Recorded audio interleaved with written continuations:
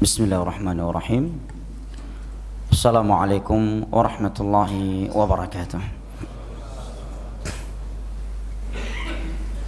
Alhamdulillah,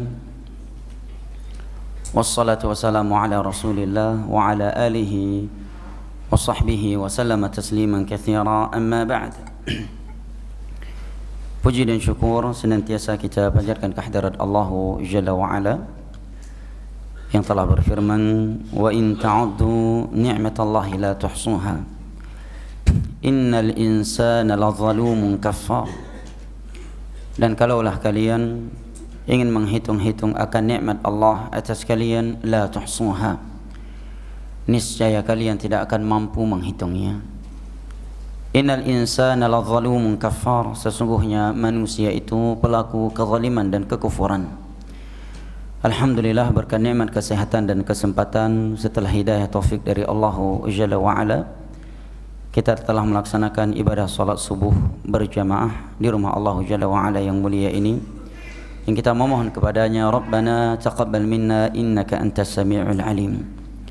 Salawat beserta salam senantiasa kita sanjung sajikan kepada Nabi besar kita, keluarga dan segenap sahabat-sahabat beliau yang telah bersabda, inna athqala as-salati 'ala al-munafiqin salatul 'isya'i wa salatul fajr walau ya'lamuna ma fihima la'atawhuma walau habwa. Sesungguhnya salat yang paling berat bagi orang-orang munafik adalah salat isya dan salat subuh. Walau ya'lamuna ma fihima la'atawhuma walau habwa. Dan kalaulah mereka mengetahui akan keutamaan pergi melaksanakan salat isya dan subuh, la'atawhuma walau habwa, niscaya mereka akan pergi melaksanakannya sekalipun harus merangkak. Hadis riwayat Al-Imam Al-Bukhari dan Muslim dari Abu Hurairah radhiyallahu anhu.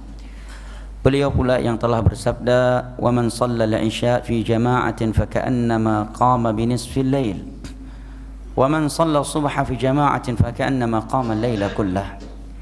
Barang siapa yang melakukan salat isya bersama jamaah, maka seakan-akan dia melakukan salat setengah malam penuh. Dan barang siapa yang melakukan salat subuh berjamaah, maka dia seperti orang yang melakukan salat satu malam penuh. Hadis riwayat Al-Imam Muslim dari Uthman bin Affan radhiyallahu anhu. Dan beliau pula yang telah bersabda, wa man shalla subha fi jama'atin thumma jalasa yadhkurullah فإذا طلعت الشمس صلى ركعتين فله أجر حجة أو عمرة أو حج تامة. Barang siapa yang melakukan salat subuh berjamaah, setelah itu dia berzikir kepada Allah Jalla wa Ala, duduk berzikir. Dan kata Imam Ibnu Katsir rahimahullahu taala, majlis ilmu agama merupakan a'zamu majalis zikr, merupakan majlis zikir yang paling afdal. Lam yuhdits fiha, dia tidak berhadas. Kemudian ketika terbit matahari, setelah terbit matahari, dia melakukan salat sebanyak 2 rakaat yang disebut dengan salat isyraq atau syuruq, maka baginya pahala haji dan atau umrah tamah, sempurna dan sempurna. Hadis riwayat Imam Tirmidzi dengan sanad yang hasan dari Anas bin Malik radhiyallahu anhu.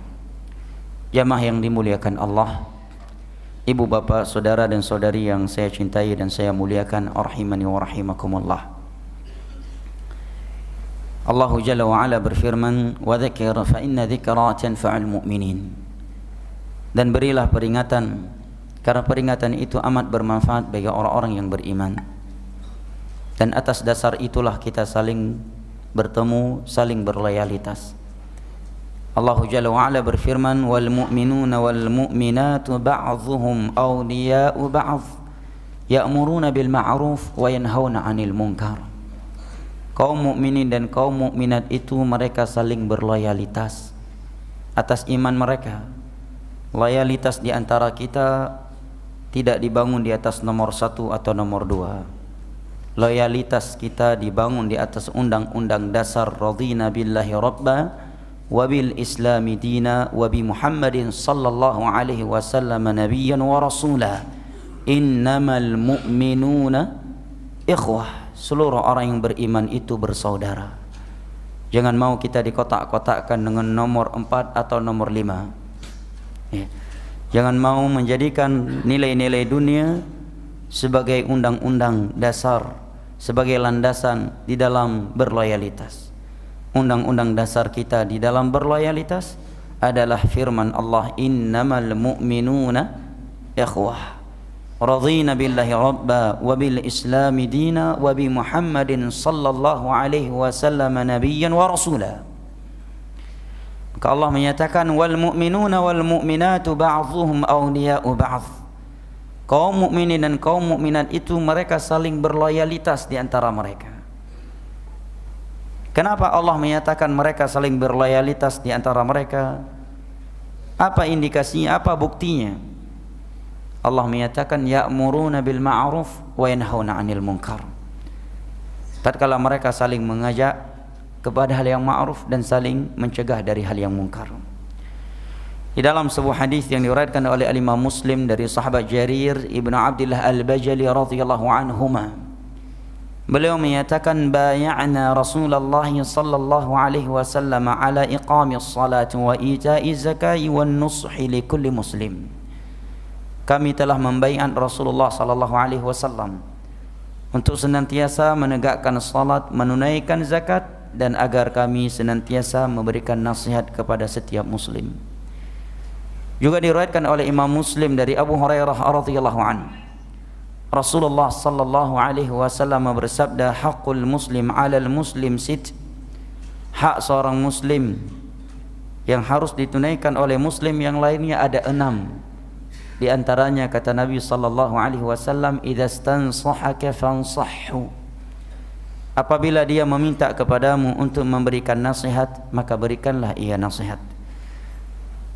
Beranjak dari ayat-ayat dan hadis-hadis Nabi sallallahu alaihi wasallam di atas, maka insyaallah taala pada kesempatan kali ini kita saling mudzakarah, saling mengingatkan antara satu sama yang lainnya dengan kebaikan untuk dilaksanakan dan dari kejelekan untuk ditinggalkan. Dan tentunya bukan karena yang di hadapan antum lebih berilmu dan lebih sempurna, namun ini semuanya beranjak dari ayat dan hadis di atas dan sebagai bentuk merealisasikan firman Allah Jalla wa Ala, wa ta'awanu 'alal birri wat taqwa wa la ta'awanu 'alal itsmi wal 'udwan. Dan hanya saja karena Allah Jalla wa Ala yang masih sayang kepada kita, terkhususnya kepada saya, yang seandainya Allah Jalla wa Ala menampakkan seluruh dosa-dosa yang kita lakukan, mungkin tidak akan ada orang yang mau duduk di samping kita. Hanya saja Allah Jalla wa Ala masih menutupi dosa-dosa yang kita lakukan di antara kita dengan Allah, sehingga banyak orang masih mau duduk di hadapan dan mendengar kita. Namun insyaallah taala dalam rangka merealisasikan ayat-ayat dan hadis-hadis Nabi sallallahu alaihi wasallam di atas, maka insyaallah taala pada kesempatan kali ini saya ingin mengingatkan diri saya pribadi dan jamaah sekalian terkait judul yang telah diberikan oleh panitia, yaitu fitnah dunia. Karena memang kita adalah manusia. Manusia itu dinamakan manusia li'annahu mu'arradun linnisyan. Manusia bahasa Arab insan, dari kata bersumber dari kata nun, sin dan ya. Dinamakan insan li'annahu mu'arradun linnisyan, karena manusia itu suka lupa, manusia itu suka silap. Maka di dalam agama kita dianjurkan agar kita senantiasa saling mengingatkan antara satu sama yang lainnya. Wal 'asr innal insana lafi khusr illa alladhina amanu wa 'amilus shalihat wa tawasaw bil haqq wa tawasaw bis sabr. Ikhwani al-kiram wa akhwati al-karimat rahimani wa rahimakumullah, terkait pembahasan kita di kesempatan kali ini, maka saya ingin membacakan sebuah hadis Nabi sallallahu alaihi wasallam dalam hal ini untuk kita renungi bersama di waktu yang singkat ini.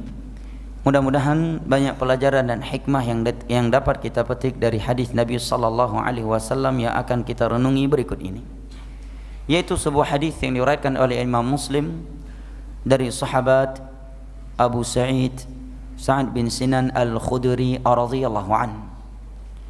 di mana Nabi sallallahu alaihi wasallam bersabda, "Inna dunya hulwatun khadirah wa inna Allaha mustakhlifukum fiha fayanzuru kaifa ta'malun.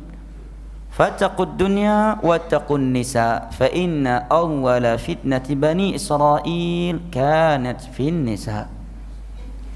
Mari sama-sama kita merenungi dan memperhatikan bahasa Nabi sallallahu alaihi wasallam yang begitu tinggi sastranya, yang begitu dalam maknanya, yang begitu luas kandungannya, dan begitu tajam sindiran yang tersurat di dalam hadis Nabi sallallahu alaihi wasallam ini. Nabi sallallahu alaihi wasallam menyatakan, "Inna dunya hulwatun khadirah." Sesungguhnya dunia itu manis dan hijau. Ini bahasa yang pertama dari Nabi. Yang kedua kata Nabi sallallahu alaihi wasallam, "Wa inna Allaha mustakhlifukum fiha fayanzuru kaifa ta'malun." Allah akan kuasakan dunia ini untuk kalian. Allah akan memberikannya kepada kalian. Allah tundukkan dunia ini untuk kalian. Fayanzuru kaifa ta'malun. Agar Allah melihat apa yang akan kalian perbuat dengan dunia ini. Yang ketiga kata Nabi sallallahu alaihi wasallam setelah menerangkan kepada kita perumpamaan atau sifat dunia, kemudian hikmah Allah kuasakan dunia kepada kita, kemudian Nabi memberikan peringatan kepada kita tentang dunia, fattaqun nisa, fattaqud dunya wattaqun nisa. Maka takutlah kalian akan dunia, fitnah dunia dan fitnah kaum wanita. Sesungguhnya awal kehancuran, kerusakan Bani Israel, anak keturunan Nabiullah Ya'qub. Israel nama lain Nabi Ya'qub. Banu Israel ada anak keturunan beliau. Ini istilah untuk ahlul kitab. Maka dari para ulama seringkali mengingatkan, kalau kita marah kepada orang-orang Yahudi yang telah menyiksa, membantai saudara-saudara kita di Palestina dan Suriah, jangan Anda katakan semoga Allah melaknat Israel. Karena Israel nama lain Nabi Ya'qub. Itu sama Anda menyatakan semoga Allah melaknat Nabi Ya'qub. Tetapi katakan semoga Allah melaknat kaum Yahudi yang membantai kaum muslimin di Palestina. Ya. Atau kalau memakai Israel, kita katakan semoga Allah melaknat Bani Israel yang membantai saudara-saudara kita di Palestina. Atau dengan bahasa yang lebih keras, semoga Allah melaknat kaum Yahudi, saudara-saudaranya kera dan babi yang Allah sifatkan dalam Al-Quran mereka dengan sifat ini, yang telah membantai kaum muslimin di Palestina. Jangan katakan semoga Allah melaknat Israel. Israel adalah nama lain Nabi Ya'qub. Makanya mereka memilih nama ini untuk negara mereka, untuk menipu kaum muslimin. Ketika kita mencela mereka, maka celaan tersebut adalah kepada Nabi Allah Jalla wa'ala. Ini salah satu kelicikan mereka Yahud. Jelas jamaah? Ya. Israel nama lain Nabi Allah Ya'qub. Allah sebutkan dalam surat Ali Imran, kullu ta'ami kana hillan li bani Israel illa ma harrama Israel ala nafsihi min qabl. Seluruh makanan tadinya halal untuk anak-anaknya Israel, kecuali apa yang diharamkan oleh Nabi Israel terhadap dirinya sendiri. Itu Nabi Ya'qub. Ya'qub bin Ishaq, Ishaq bin Ibrahim alaihimussalatu wassalam. Nabi sallallahu alaihi wasallam menyatakan sesungguhnya awal kehancuran, kerusakan Banu Israel, anak Nabi Ya'qub, anak keturunan Nabi Ya'qub, dengan bahasa lain ahlul kitab, Yahud wan Nasara, adalah sebabnya adalah kaum wanita. Sekilas hadis Nabi sallallahu alaihi wasallam yang mulia ini ringkas, ringan kata-katanya, simple susunannya, tetapi hadis ini memiliki sastra yang sangat tinggi, memiliki kandungan yang sangat luas, dan di dalamnya tersirat peringatan atau bahkan tersurat peringatan dan sindiran yang sangat tajam dari Nabi sallallahu alaihi wasallam untuk umatnya terkait perkara dunia. Di mana Nabi SAW di dalam hadis ini menyatakan inna dunya hulwatun khadarah. Ini ada penekanan, ada sisi sastranya di sini. Nabi menggunakan kata inna. Inna dalam bahasa Arab itu dikatakan harfu nasbin wa taukidin. Dia sebuah huruf digunakan untuk penekanan, menunjukkan keseriusan dan penekanan dari orang yang sedang berbicara. Dan ini salah satu bentuk kekayaan bahasa Arab yang tidak dimiliki oleh selain bahasa Arab. Maka kata para ulama, bahasa Arab itu tidak bisa diterjemahkan, ditranslate ke selain bahasa Arab secara letterlek, enggak bisa. Oleh karena itu para ulama memfatwakan haram menerjemahkan Al-Quran secara letterlek. Ya, yang bisa diterjemahkan dari Al-Quran adalah maksud ayat, maknanya. Mengartikan Al-Quran per kata haram, tidak boleh, karena pasti akan salah. Ada kata-kata dalam bahasa Arab ke dalam bahasa Indonesia dia nggak bisa diartikan, tapi dalam bahasa Arab secara sastra dia ada pengaruhnya. Contohnya kalimat inna Muhammadan maridun, ya, artinya bahasa Indonesia Muhammad sakit. Dengan kata lain Muhammadun maridun, artinya juga sama, tetapi kedudukan inna Muhammadan maridun itu jauh lebih sastra, lebih tinggi, ya, lebih kuat penekanannya ketimbang kalimat susunan Muhammadun maridun, sekalipun dalam bahasa Indonesia kedua-dua susunan ini sama terjemahannya. Makanya jangan antum beli, nasihat saya jangan beli Al-Quran yang menerjemahkan per kata per huruf, enggak benar itu. Ini diingatkan oleh para ulama dalam ilmu usulun fit tafsir. Di antara Syekh Muhammad bin Shalih Al-Utsaimin dalam kitabnya Usulun fit Tafsir, kaedah-kaedah di dalam memahami tafsir. Di sana ada sebuah bab beliau angkat tarjumatul Quran. Beliau terangkan ini karena bahasa Arab tidak bisa diterjemahkan, ditranslate ke selain bahasa Arab secara letterlek, apalagi Al-Quran. Yang bisa disampaikan adalah maksud dari bahasa Arab. Karena banyak kata-kata dalam bahasa Arab nggak bisa diterjemahkan. Adanya dia dengan tidaknya, ketika diterjemahkan ke dalam bahasa Indonesia itu nggak ada pengaruhnya, sama bunyinya. Tapi dalam bahasa Arab itu pengaruh, dihapus dia, dan ada dan tidak adanya kalimat tersebut memiliki pengaruh dan memiliki makna yang berbeda dalam bahasa Arab. Nah, oleh karenanya Imam Syafi'i menyatakan ينبغي لمن قدر على تعلمها أن يتعلمها فإنها اللسان الأولى. Dinukilkan oleh Syekhul Islam Ibn Taimiyah dalam kitabnya Iqtida'is Siratil Mustaqim. Imam Syafi'i sudah seyogyanya orang-orang yang memiliki kemampuan waktu, memiliki kemampuan belajar bahasa Arab agar mempelajarinya, karena bahasa Arab adalah bahasa yang paling kaya di dunia, bahasa yang paling mulia di dunia ini. Saya tidak menganggap cerdas dan tidak terlalu heran kalau ada orang menguasai banyak bahasa di dunia tapi belum menguasai bahasa nabinya sendiri, belum memahami bahasa kitab sucinya sendiri. Untuk bahasa Inggris dia punya waktu, dia siap mengeluarkan uang les, mengeluarkan waktunya, mengorbankan, meninggalkan anak istrinya demi les bahasa Inggris, Mandarin, Perancis, Jerman, ya, Mandarin. Dan selalu punya kaidah, ya, bersungguh-sungguh, ya. Yang kemudian berakit-akit ke hulu, ya. Bersenang-senang, berenang-renang kemudian. Selalu kaidah ini muncul untuk belajar bahasa, ya, selain itu, selain bahasa Arab. Bahkan sebagian mereka sabar belajar bahasa Mandarin. Padahal kalau kita lihat tulisan bahasa Mandarin seperti pagar yang terbuat dari bambu, ya kan? Saking sulitnya. Tapi ada orang yang belajar dan banyak orang sabar. Begitu bahasa Arab, aduh sulit Ustaz, kayaknya nggak sanggup anak bahasa Arab Ustaz, saya mundur aja. Sebenarnya bukan sulit, tetapi itu sugesti. Syaitan selalu membuat sugesti sulit untuk ilmu agama ini. Andai kata agama ini sulit, berarti Allah maha zalim, karena Allah membebankan kita untuk mempelajari agama.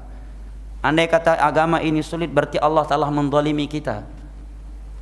Dan itu tidak mungkin, karena Allah menyatakan la yukallifullahu nafsan illa usaha, yuridullahu bikumul yusra wa la yuridu bikumul usr.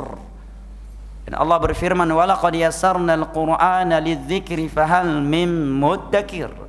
Telah kami mudahkan Al-Quran ini untuk kalian mempelajarinya. Maukah kalian mempelajarinya? Dan Allah telah memilih bahasa Arab sebagai bahasa Al-Quran. Maka ini motivasinya. Karena penyakit rata-rata orang belajar bahasa Arab di awalnya semangat, tat, belajar bahasa Arab, tat. Ya, semua panggil tat, ayo belajar bahasa Arab, kami semangat nih 2 minggu. Yang dari 200 orang update, sisa 100, sisa 50, sisa 30, 40, 20, 10, 5. Akhirnya tinggal 2 orang. Terakhir tinggal 1 orang, yaitu ustadznya. Ya, untuk belajar bahasa Arab, penyakit ini. Di mana-mana, mau di Indonesia maupun di Timur Tengah, ini penyakit. Ya. Guru yang paling sering korban dalam pengajian adalah guru bahasa Arab. Padahal bahasa Arab itu enggak sulit dan asyik. Bahasa Arab itu semakin hari IQ-nya semakin tinggi orang belajar bahasa Arab itu. Karena bahasa Arab itu bahasa yang pasti. Kenapa saya bilang bahasa yang pasti? Panjang pendeknya sudah ada takarannya. Salah panjang pendeknya, salah artinya. Itu bahasa Arab. Beda dengan bahasa Inggris. Kita bisa buat intonasi sesuka kita, ya kan? Good morning. Sama nggak artinya dengan good morning? Sama kan? Bahasa Arab nggak bisa. Bahasa Arab mendidik kita untuk berprinsip tidak di atas perasaan. Untuk belajar bahasa Arab. Ya. Kaedah-kaedah grammar bahasa Arab itu memberikan kepada kita perangai, mendidik kita untuk berprinsip dan menjaga jati diri. Grammar bahasa Arab. Kenapa? Karena panjang pendeknya sudah ada ukurannya. Sedikit kita pakai perasaan langsung jauh artinya. Contohnya, mata ji'ta, tanya panjang, ma-nya pendek. Artinya kapan Anda datang? Mata ji'ta. Kalau kita orang Indonesia suka membuat intonasi karena perasaan, akhirnya diikutkan ke intonasi orang Indonesia, mata ji'ta. Artinya berubah menjadi dia mati kamu datang. Ya kan? Dari grammar saja bahasa Arab itu sudah mendidik kita untuk menjaga jati diri, untuk tidak menggunakan perasaan dalam berbahasa. Itu bahasa Arab, jemaah. Oke, kita lihat aja orang Arab kan kurang basa-basinya. Kalau iya, kalau enggak ya enggak. Dari bahasanya sendiri mereka itu udah dididik untuk berprinsip, tidak menggunakan perasaan dalam bersikap. Beda dengan bahasa kita kan? Kita panjangkan, kita pendekkan, artinya sama aja kan? Gimana kabarnya? Assalamualaikum. Itu jadi nggak ada arti lagi. Nggak ada assalamualaikum bahasa Arab, nggak ada. Dalam Islam juga nggak ada. Yang ada assalamualaikum pendek, kum, sukun. Kalau kum artinya lengan. Assalamualaikum, lengan arti kum. Jauh larinya kan? Itu bahasa Arab, jamaah. Maka nasihat Imam Syafi'i tadi, sudah seyoknya kaum muslimin mempelajari bahasa Arab. Ya. Cuma sebagian orang nggak tahu kok sugesti untuk bahasa Arab seperti itu. Ada pelajaran bahasa Arab bayar, dia bilang, belajar kok bayar. Begitu ada gratis, kurang serius ini. Buktinya gratis, seru itu kalau yang bayar. Itu kita orang Indonesia. Ya, ada yang gratis dia sepelekan, ada yang bayar beralasan belajar kok bayar. Tapi kalau untuk belajar dunia, masya Allah, keluar hadisnya, menuntutlah ilmu walau ke Cina sekalipun itu hadis palsu.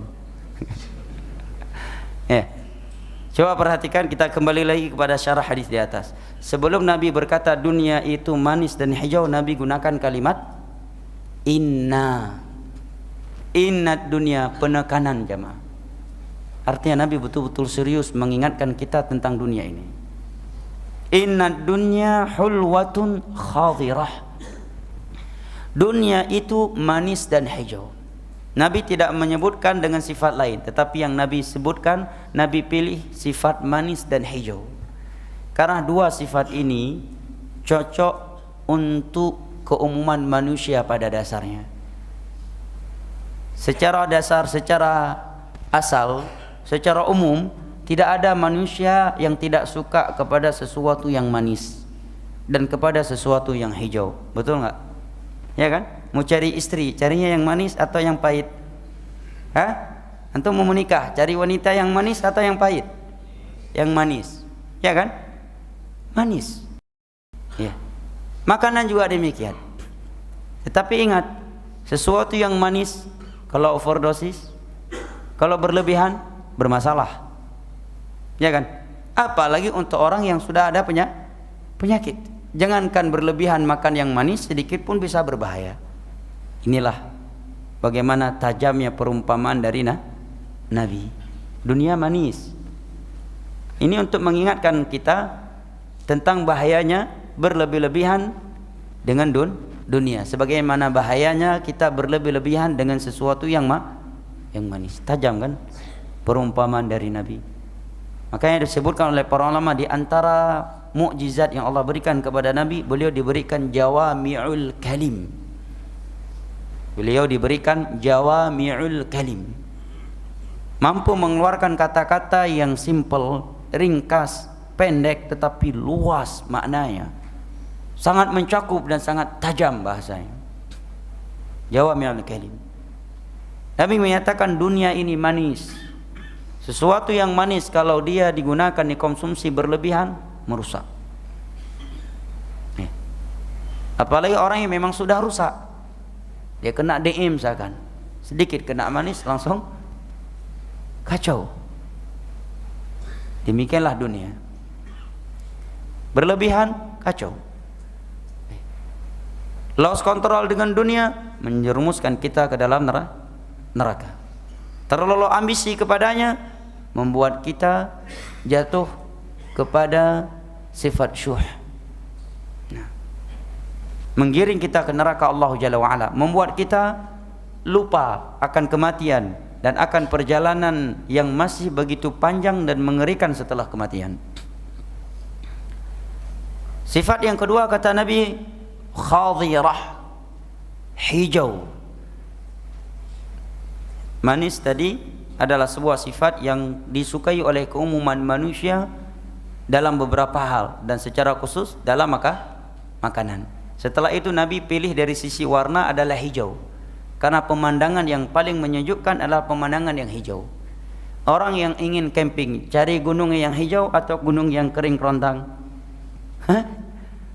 Orang mau ke taman bunga cari taman bunga yang kuning merah atau yang hijau? Yang hijau, ya kan? Pemandangan yang menyejukkan untuk keumuman manusia adalah pemandangan yang hijau. Dua sifat ini dipilih oleh Nabi karena pemandangan yang hijau memukau, menyejukkan hati. Dunia, ya, dia menyejukkan hati, menyejukkan pandangan, ya, membuat manusia terpukau dengannya. Tetapi kalau dia lost control, tetapi setelah itu dia dapat menyeret manusia ke dalam neraka Allah. Kenapa Nabi memilih hijau? Karena pemandangan yang paling memukau adalah pemandangan yang hijau, dan setiap pemandangan yang hijau pasti akan kering kerontang setelah itu. Begitulah dunia. Memang dia memukau, enak, lezat, nikmat awalnya. Setelah itu meresahkan, melelahkan, melahirkan kegundah gulanaan, melahirkan kegelisahan, melahirkan kekhawatiran, melemahkan iman. Di dalam Al-Quran Allah menyatakan, وَضُرِبَ لَهُمْ مَثَلًا حَيَاةِ الدُّنْيَا كَمَاءٍ أَنْزَلْنَاهُ مِنَ السَّمَاءِ فَاخْتَلَطَ بِهِ نَبَاتُ الْأَرْضِ فَأَصْبَحَ هَشِيمًا تَذْرُوهُ الرِّيَاحُ وَكَانَ اللَّهُ عَلَى كُلِّ شَيْءٍ مُقْتَدِرًا. Berikanlah perumpamaan untuk mereka tentang dunia ini. Dia seperti air hujan yang turun ke bumi, kemudian menumbuhkan tumbuhan yang hijau, fa asbaha hashiman, kemudian tumbuhan yang hijau itu menjadi kering kerontang, tatruhur riyah, akan diterbangkan oleh angin-angin. Itulah dunia. Begitu kita mati baru sadar, alhaakumut takatsur hatta zurtumul maqabir. Terjadi gempa, hancur, ditelan oleh bumi semua harta-hartanya. Keluarganya ditelan oleh bumi di depan matanya, dia tidak bisa buat apa-apa. Malaikat maut sudah nampak, nyawa dia sudah mulai ditarik. Harta yang dia miliki, yang ada di tengah-tengahnya tidak bisa berbuat apa-apa untuk dia. Di hari kiamat akan dihisab. Wala tus'alunna yawma idzin 'anil na'im. Seluruh nikmat dunia akan dihisab. Maka Nabi SAW katakan dia hijau. Karena sesuatu yang hijau dia akan kering kerontang, kemudian akan diterjang, diterbangkan oleh angin. Seperti itulah dunia. Alhaakumut takatsur hatta zurtumul maqabir. I'lamu annamal hayatud dunya la'imun wa lahu wa zinatun wa tafakhurun wa takathurun bainakum fil amwali wal aulad. Kata Allah Jalla wa'ala, dunia itu ketahuilah oleh kalian, dia adalah tempat permainan semata. Permainan semata, huru hara. Coba kita renungi jamaah. Sesekali kita duduk, andai kata kita nggak mau terikat dengan agama Allah, andai kata maunya kita di dunia ini adalah melampiaskan hawa nafsu kita, coba kita pikirkan ujung-ujungnya kemana kita? Hablah hidup kita sesukanya kita. Kita nggak mau terikat dengan agama Allah. Kita ingin melampiaskan setiap keinginan hawa nafsu kita. Oke, berapa lama Anda bisa seperti itu? 1000 tahun. Oke, 1000 tahun. Setelah itu kemana? Oke lah, diberikan umur oleh Allah 100 tahun. Dalam 100 tahun itu kita mulai merasakan bisa menikmati dunia itu mungkin hanya 30 tahun. Ya kan? Dari umur 100 tahun paling sempurna kita menikmati dunia kita 30 tahun. Itu kalau diberikan kesehatan oleh Allah. Umur 50 ke atas udah membungkuk, nasi putih aja udah nggak bisa dikonsumsi. Nyentuh ini, ingat dokter bilang nggak boleh nasi putih pak. Kambing nggak boleh juga. Sapi nggak boleh juga. Jadi apa makannya? Sayur, buah-buahan. Udah tua. Sekarang coba kita pikir, oke lah kita hidup di dunia ini nggak mau terikat dengan agama Allah, terserah.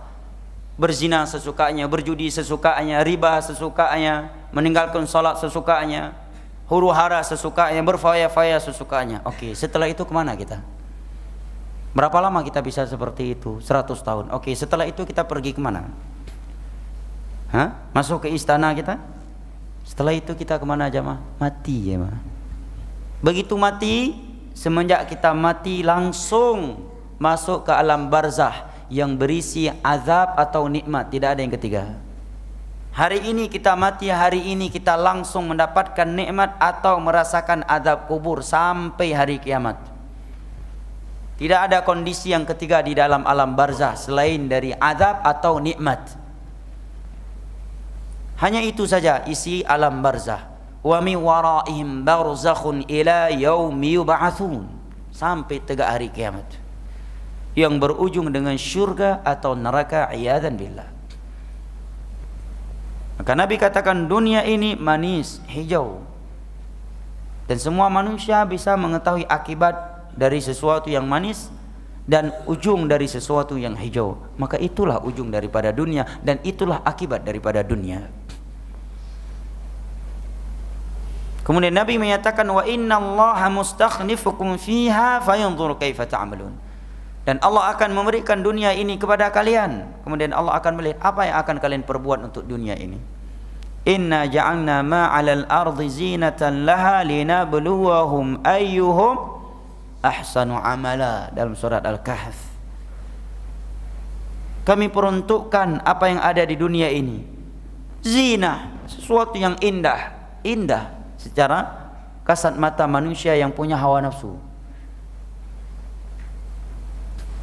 Allah juga berfirman dalam surat Ali Imran, zuyyina lin-nasi hubbus syahwati minan nisa wal banin wal qanatiril muqantarati minadh dhahabi wal fiddah wal khaylil musawwamati wal an'ami wal harth dzalika mata'ul hayatid dunya wallahu 'indahu husnul ma'ab.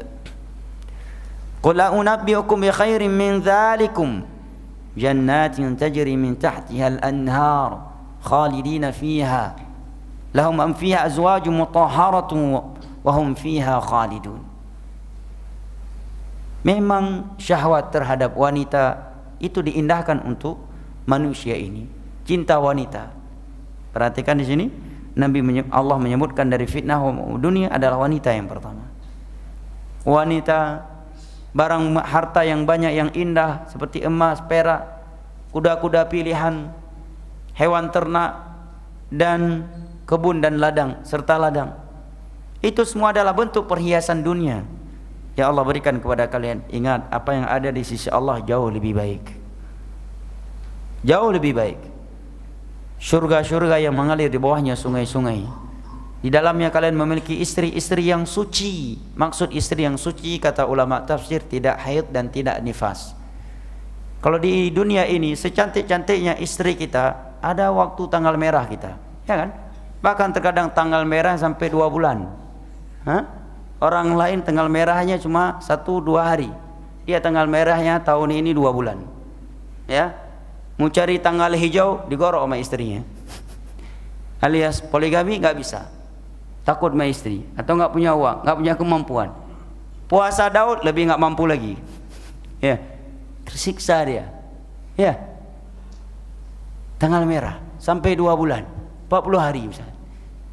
Tapi dalam surga nggak ada haid, nggak ada nifas, nggak ada tanggal merah dalam surga itu.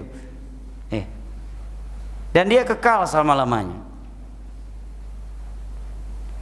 Maka kata Nabi SAW, Allah kuasakan dunia ini untuk kalian. Allah ingin melihat apa yang akan kalian perbuat. Dalam surah Al-Kahfi tadi, iliyabluwakum ayyukum ahsanu amala, untuk menguji kalian siapa yang paling bagus amalannya, bukan untuk berlomba-lomba.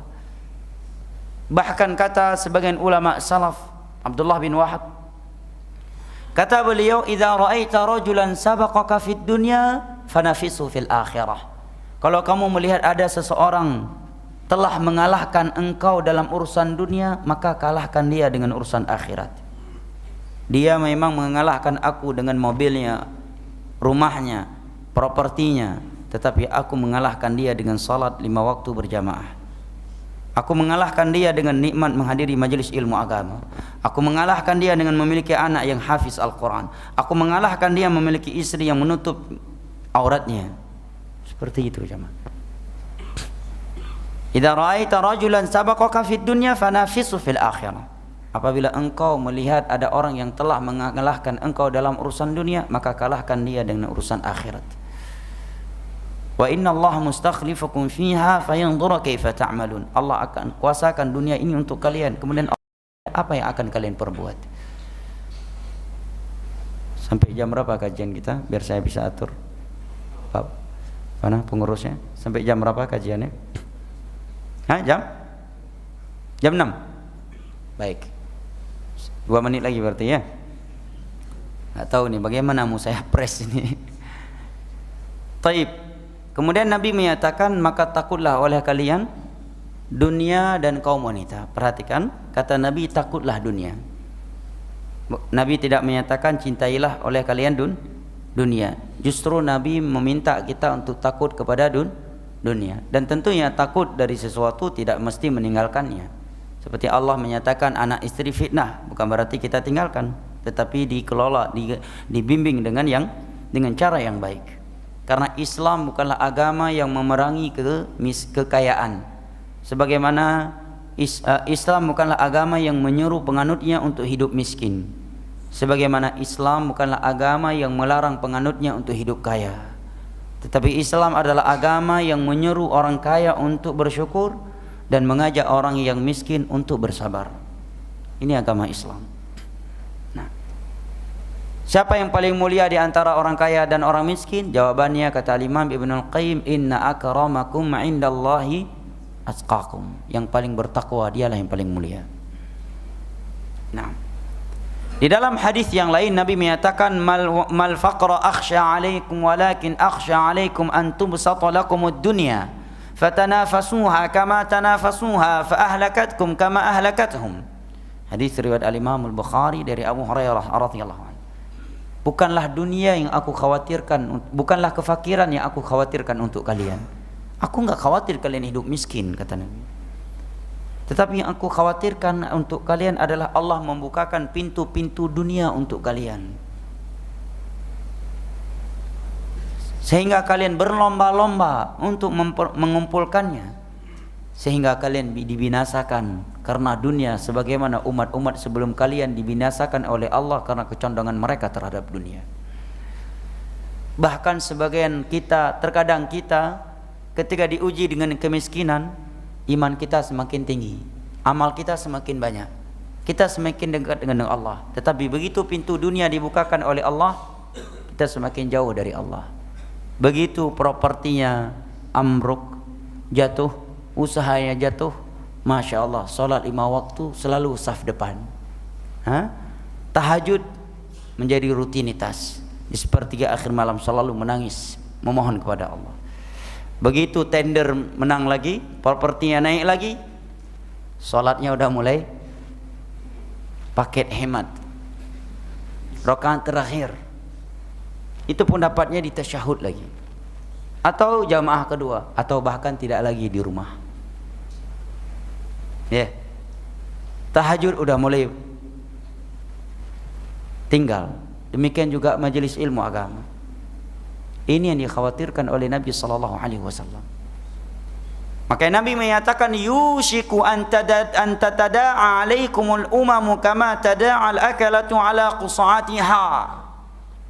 Umat Islam ini setelah aku meninggal akan dibantai oleh umat-umat non-muslim sebagaimana makanan itu disantap oleh orang-orang yang sedang kelaparan. Gimana kalau ada makanan di tengah-tengah orang yang lapar kemudian menyantapnya? Kira-kira pelan-pelan enggak makannya? Atau gerak cepat? Gerak cepat. Dibantai. Umat Islam setelah aku meninggal akan dibantai seperti itu oleh umat non-muslim. Para sahabat bertanya, amin qillatina yauma idzin ya Rasulullah. Wahai Rasulullah, kaum muslimin dibantai saat itu karena jumlah mereka yang minoritas? Apakah itu sebabnya? Kata Nabi, la bal antum katsir walakinnakum ghutha'un ka ghutha'is sayl. Jumlah kaum muslimin saat itu mayoritas,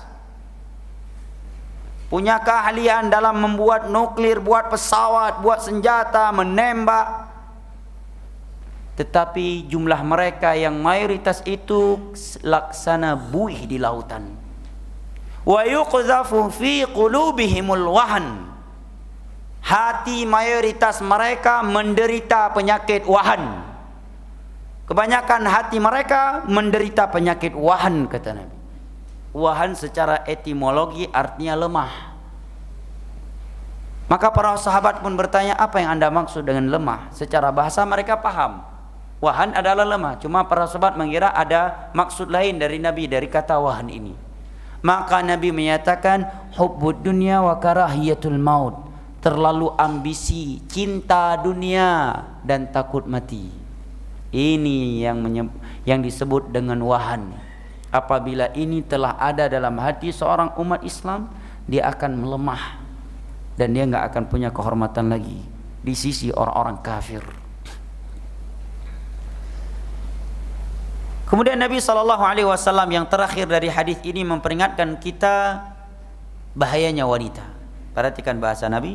Sebelumnya Nabi katakan hati-hatilah terhadap dunia. Setelah itu Nabi menyatakan dan hati-hatilah kalian terhadap wanita. Padahal wanita bagian dari dunia. Ada kaidah dalam sastra Arab, ilmu ma'ani, atful khas 'alal 'am yufidu ahammiyata. Menyebutkan sebuah kata secara khusus yang mana kata itu sudah masuk dalam kategori kata sebelumnya, ini menunjukkan ada penekanan khusus untuk kata itu. Misalkan saya berkata, datang ke rumah saya saudara-saudara saya yang tinggal di Kalibata City dan imam masjid Kalibata City.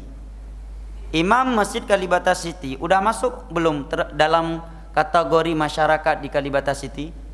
Masuk kan? Iya. Tetapi saya sebutkan secara khusus karena ada penilaianku khusus. Contoh lain, misalkan saya berkata, datang ke rumah saya saudara-saudara saya masyarakat Kalibata City dan Bapak Camatnya dan Pak RT-nya, Pak RW-nya. Mereka kan masuk dalam kategori masyarakat Kalibata City tadi. Tetapi saya sebutkan secara khusus karena ada tujuan khusus, ada penilaian khusus untuk itu. Maka Nabi katakan tadi, dan takutlah kalian akan fitnah wanita. Setelah Nabi memperingatkan kita bahayanya dunia, ini karena ada nilai khusus. Kenapa? Karena dari fitnah dunia yang paling berbahaya adalah fitnah wanita, jemaah. Makanya dalam surat Ali Imran tadi, setelah Allah menyebutkan kecintaan terhadap syahwat, Allah sebutkan yang pertama kali adalah wanita. Setelah itu baru anak-anak. Setelah itu baru emas dan perak. Ada orang diuji dengan jabatan, dia bisa menjauhinya. Dia selamat, bisa menyelamatkan dirinya. Diuji dengan judi, dia selamat. Diuji dengan pintu riba. Orang lain cari uang haram nggak dapat, dia datang uang haram ke dia, tapi dia bisa menjauhinya. Begitu bab wanita, runtuh jenggotnya, patah lututnya, langsung stroke badannya. Jangan main-main dengan bab wanita. Bohong orang-orang yang berkata, nggak, hati saya udah bersih, insyaallah saya nggak akan terpedaya dengannya. Bohong itu. Sa'id ibn al-Musayyab, ulama tabi'in yang paling berilmu, itu Sa'id bin Musayyab. Adapun tabi'in yang paling afdal adalah Uwais al-Qarni, karena dapat kepujian langsung dari Nabi. Tetapi tabi'in yang paling berilmu adalah Sa'id bin Musayyab, menantunya sahabat Nabi Abu Hurairah radhiyallahu anhu. Di umur beliau yang sudah lanjut usianya, buta lagi. Apa yang beliau katakan? Ujian dunia yang paling aku takuti, yang paling aku takutkan adalah Allah meletakkan seorang budak sahaya yang hitam pekat wanita di sampingku. Takut mereka. Oleh karenanya saking besarnya fitnah wanita, pintu-pintu untuk ke situ ditutup semua oleh Allah. Wala taqrabuz zina. Allah tidak menyatakan jangan lakukan zina, tetapi Allah katakan jangan mendekati zina. Artinya seluruh pintu yang bisa menjerumuskan kalian ke dalam zina, tutup itu, jauhi itu. Di antaranya apa? Di antaranya larangan berjabat tangan dengan selain wanita yang bukan mahram. Sampai-sampai Nabi bersabda, la an yut'ana ahadukum fi ra'sihi bimikhyatin min hadidin khairul lahu min an yamusa yada imra'atin la tahillu lah. Ditusuknya kepala kalian dengan jarum daripada besi lebih baik daripada kalian berjabat tangan dengan lawan jenis yang bukan mahram. Hadis riwayat Imam Tabarani dari Maqil bin Yassar dengan sanad yang disahihkan oleh Syekh Albani. Lo Ustaz, nggak enak Ustaz kalau nggak jabat tangan. Sepupu Ustaz, saya dari kecil di rumahnya beliau nggak enak. Ya udah, kalau memang enak ditusuk kepala dari besi, silakan. Pilih lebih enak mana? Anda dicemoohin hanya 1,5 jam, ditusuk kepala dari besi dalam neraka Allah, satu harinya paling pendeknya seperti 1000 tahun di dunia ini. Sebagian harinya lagi, yang lainnya panjangnya khamsina alfana, seperti 50.000 tahun di dunia ini. Silahkan pilih. Allah berikan pilihan untuk kamu, nggak ada yang memaksa kamu. Ustaz, saya akan dibilang sombong nanti kalau saya nggak kasih tangan. Yang lain semuanya berjabat tangan, saya sendiri nggak akan ngasih tangan. Orang akan bilang saya sombong. Justru dengan Anda berjabat tangan dengan wanita yang bukan mahram, Anda sombong dalam Islam. Karena definisi sombong, kata Nabi, batarul haq wa ghamtun nas, menolak kebenaran yang datang dari Al-Quran dan hadis dan merendahkan manusia. Itu definisi sombong dalam agama kita. Ditutup oleh Nabi agar kita tidak terjumus ke dalamnya, jemaah. Makanya orang yang sudah terbuka di depannya pintu zina, bahkan dia sudah berada di dalamnya, lantas dia mampu meninggalkan perzinaan zina tersebut, maka diberikan pahala yang cukup besar dalam agama ini. Sebagaimana yang diriwayatkan oleh yang diriwayatkan oleh Imam Al-Bukhari dan Muslim dari Abu Hurairah radhiyallahu anhu dari Nabi sallallahu alaihi wasallam. Nabi bersabda, sab'atun yudhilluhumullahu yauma la dhilla illa dhilluh. 7 golongan yang akan mendapatkan naungan Allah di hari kiamat, di padang mahsyar, pada hari yang tidak ada naungan kecuali naungannya Allah. Di antaranya kata Nabi apa? Rajulun da'atu imra'atun dzatu mansibin wa jamalin wa qala inni akhafullah. Adalah seorang lelaki yang dirayu, digoda oleh seorang wanita yang memiliki kedudukan dan kecantikan. Ini 2 sifat yang cukup menggoda kita, ya kan? Udah dia cantik, ya bangsawan lagi, punya kedudukan lagi. Punya kedudukan, punya kecantikan. Dia mengajak lelaki ini untuk berzina, tetapi lelaki ini berkata, aku takut kepada Allah. Dan itu enggak mudah jamaah, ngomong mudah, menyampaikan mudah. Coba kalau sudah dihadapkan seperti itu, pitam kita, stroke, langsung bergetar lutut ini. Apalagi syaitan mulai ngasih syubhat, innallaha ghafurur rahim, qadarullah, mau bagaimana lagi. Allah juga maha tahu kan. Yang penting kan dan bid'ah. Wah, tambah lagi syubhatnya. Tambah satu lagi, bulan depan juga mau umroh, di sana nanti banyak-banyak istighfar di depan Ka'bah. Mulai syubhat, pitam dia. Orang kalau udah di depan syahwat, pitam dia. Akal sehatnya putus. Pertimbangan-pertimbangan yang jauh mentok, pitam langsung.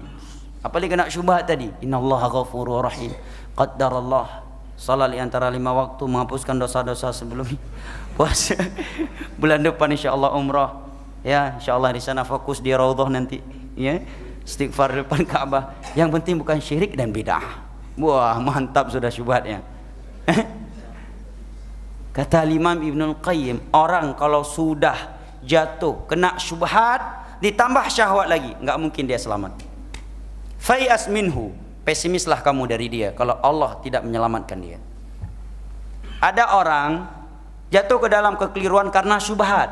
Secara syahwat enggak terlalu, ini lebih mudah untuk dinasihati. Begitu dikupas permasalahan tersebut secara ilmiah, dia akan kembali. Atau orang yang syahwat, dia tahu itu haram, tapi karena syahwat saja. Begitu diingatkan neraka Allah, mudah dia kembali. Tapi ini masalahnya, dari sisi sifatnya memang dia ingin itu, sedang mencari-cari pembenaran. Memang dia suka misalkan musik, ya suka berjabat tangan dengan wanita yang bukan mahram. Cuma kok selama ini ada dalil-dalil yang enggak membolehkan, tiba-tiba muncul guru agama yang kasih angin untuk itu, kasih angin. Tahu ya kasih angin ya? Dikasih angin. Enggak apa-apa. Yang penting hati kita, ini baru ustadz yang hikmah. Ustadz yang paling tahu perasaan umat. Enggak apa-apa kok. Ada dalilnya kok. Udah, orang yang seperti itu enggak mungkin balik lagi. Enggak mungkin balik lagi. Kalau Allah tidak menyelamatkan dia. Dia memang suka popularitas, ya. Ditambah lagi ada yang ngasih syubhat, ya. Kamu ini public figure, kamu kasih nasihat, kamu biar orang dapat ide. Akhirnya dia berlarut-larut seperti itu, seperti lilin. Dinasihati, kamu belajar dulu, akhi. Gak bisa lagi.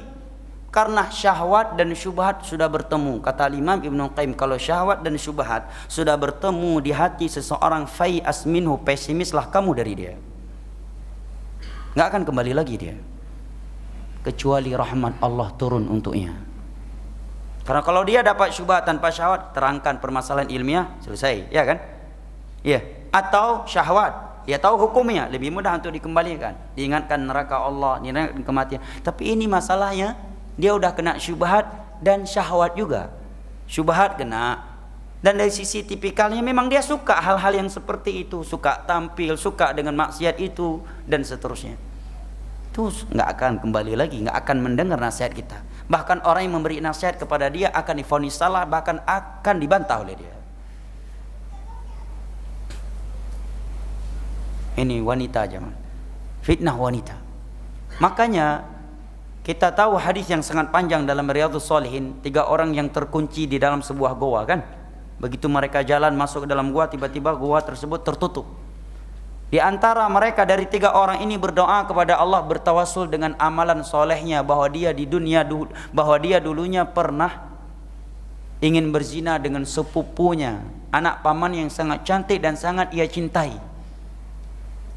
Dia berikan, ketika anak pamannya itu datang kepadanya meminta bantuan, dia bilang, saya akan berikan tapi dengan syarat kamu mau berzina dengan saya. Falamma jalastu baina syu'abiha, tatkala aku telah berada di atas pahanya.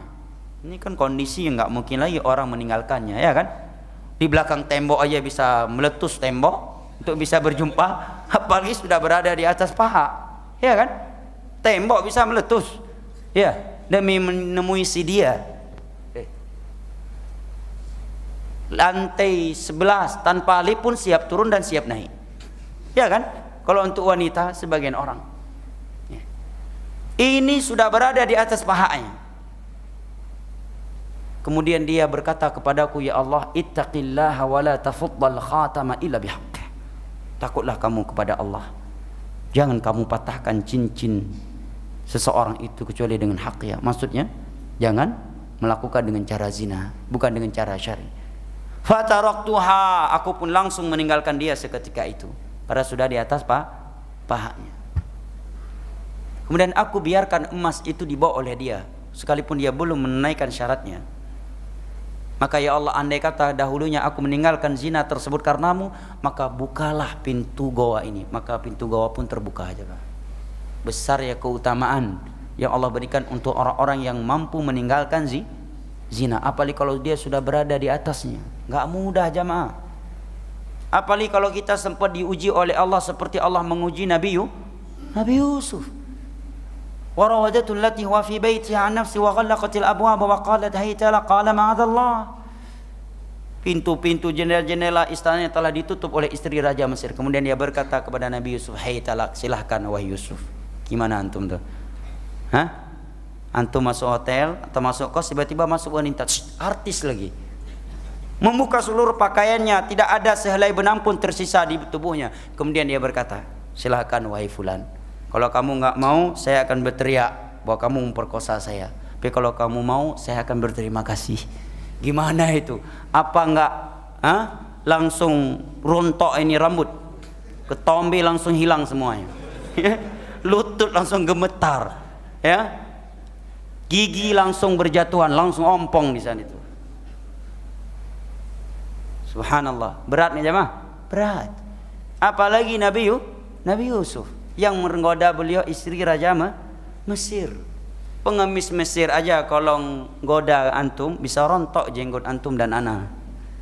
Rontok jenggot kita kalau sempat digoda oleh pengemis Mesir. Sejelek-jeleknya orang Mesir yang laki ya, nggak ada yang hidungnya angka 8, semua hidungnya angka 7. Itu jelek-jeleknya orang Mesir.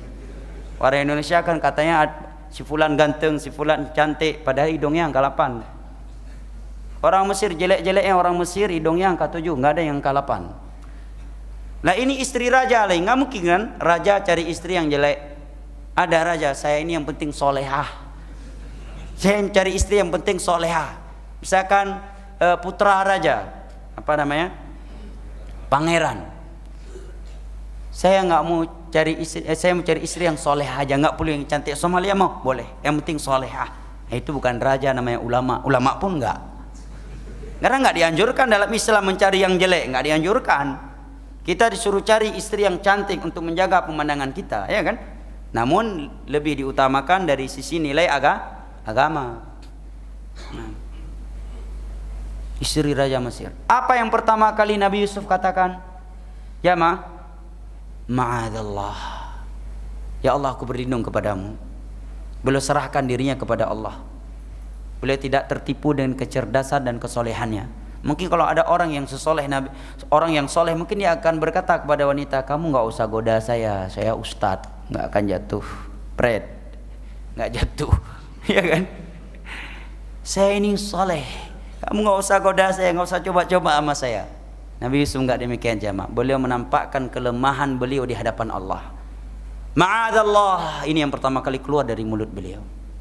Laula ar'a burhana rabbi. Kemudian beliau mengenang akan kebesaran Allah, mengingat nama-nama Allah dan sifat-sifatnya yang maha tinggi dan maha indah, mengingat kematian, mengingat perjalanan setelah kematian. Ya.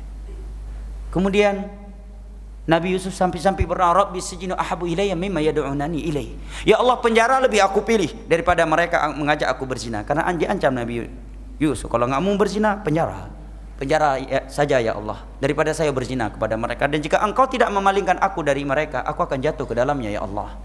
Fastajaba lahu rabbuhu fasarafa anhu innahu huwas samiul alim. Fitnah wanita berat jemaah. Maka jangan main-main dengan fitnah wanita. Kalau sudah terjatuh sulit bangun jemaah.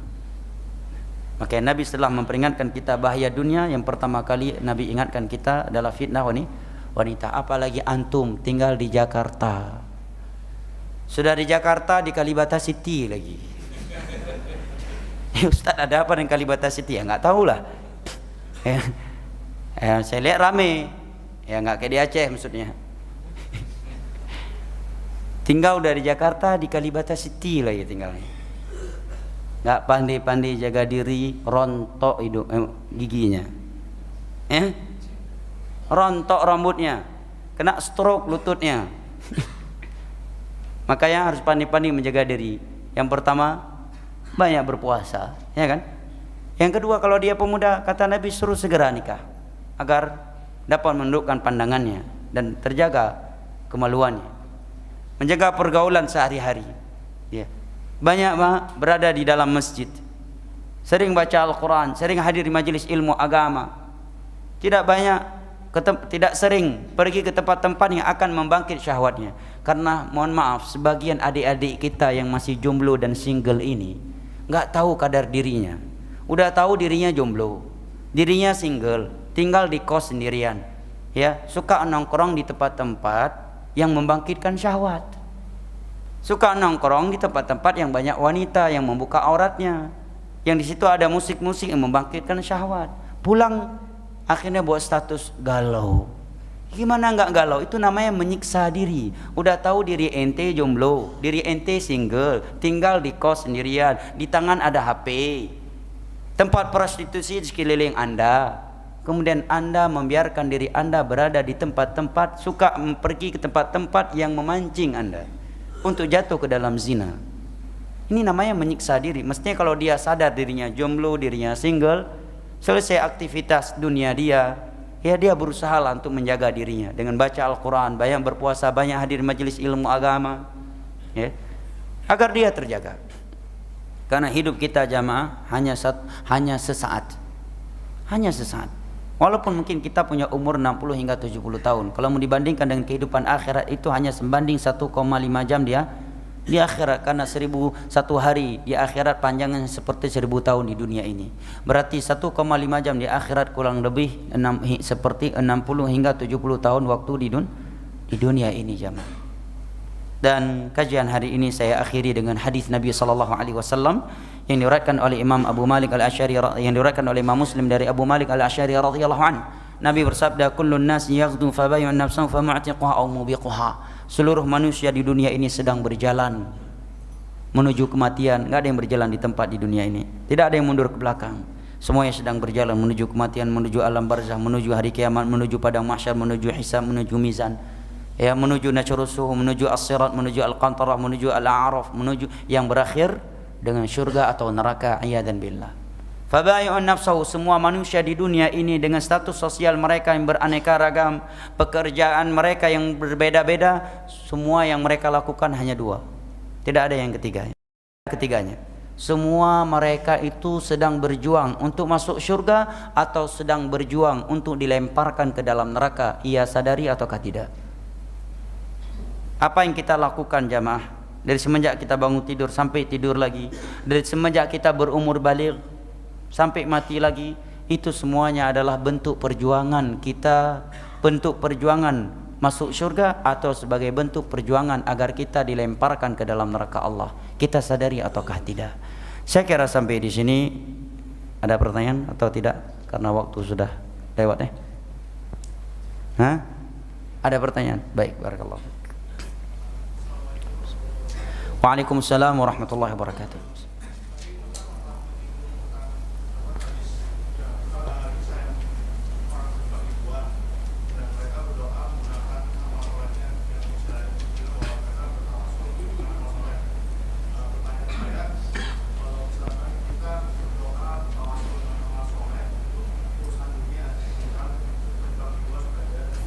Jawabannya tidak mengapa. Tidaklah mereka sebutkan di situ kecuali perkara dunia, untuk keluar dari goa dunia.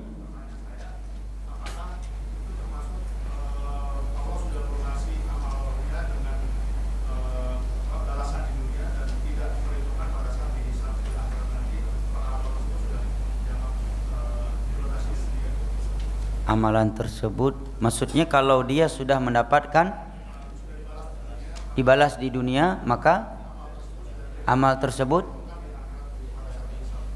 tidak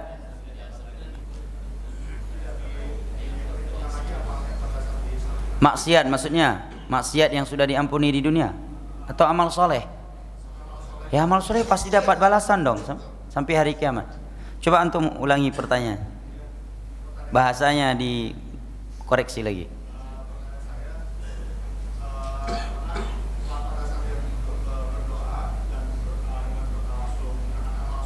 Apabila seorang berdoa kemudian bertawasul dengan amal soleh yang di dalam doanya, kemudian Allah kabulkan permintaannya, betul.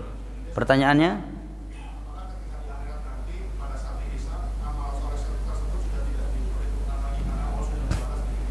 amal soleh kok dihisab? Hah? Pahala di akhir.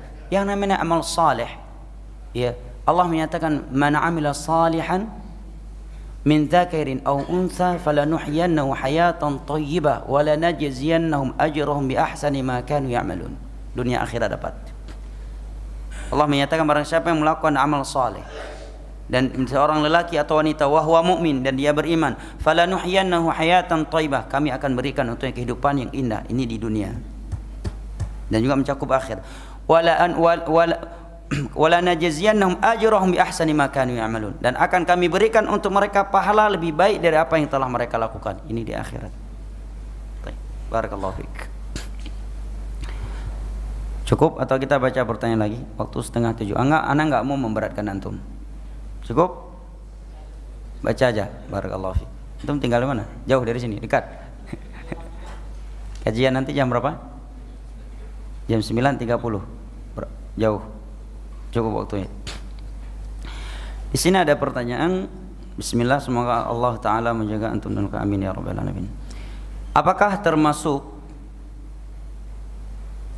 niat yang ikhlas apabila seseorang berhijrah dari suatu provinsi ke provinsi yang lain? Ini pertanyaannya dikoreksi dulu.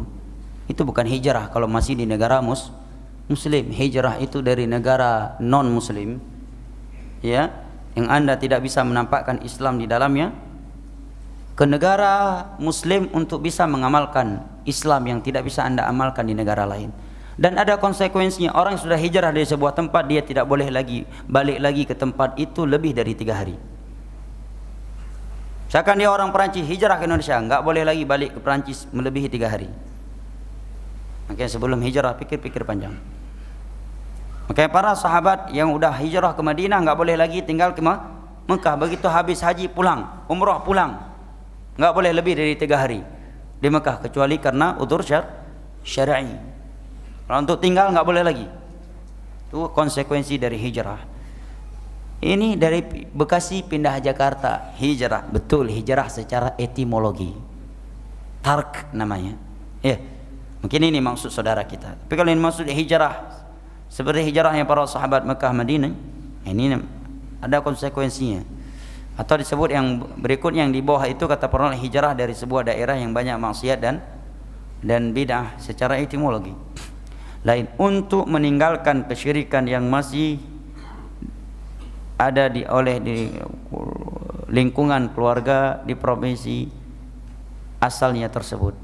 Ini saya kira pertanyaannya kurang fokus kemana nih? Apakah termasuk niat ikhlas?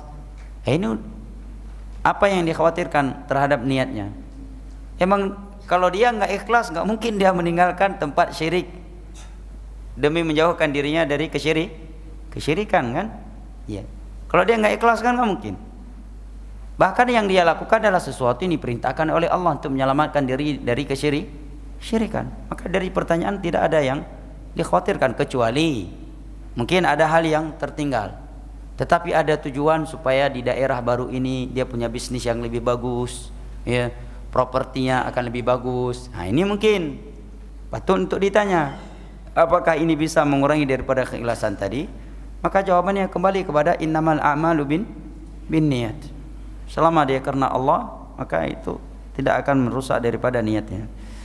Yang kedua, bagaimana hukum menunda walimah dengan alasan apa ini? Terikat CPNS, calon PNS. Baik, barakallahu fik. Ini dikembalikan kepada Anda yang akan menikah. Hukum nikah dalam Islam, para ulama membagi ada 5 hukum dalam Islam, dalam kitab fikih.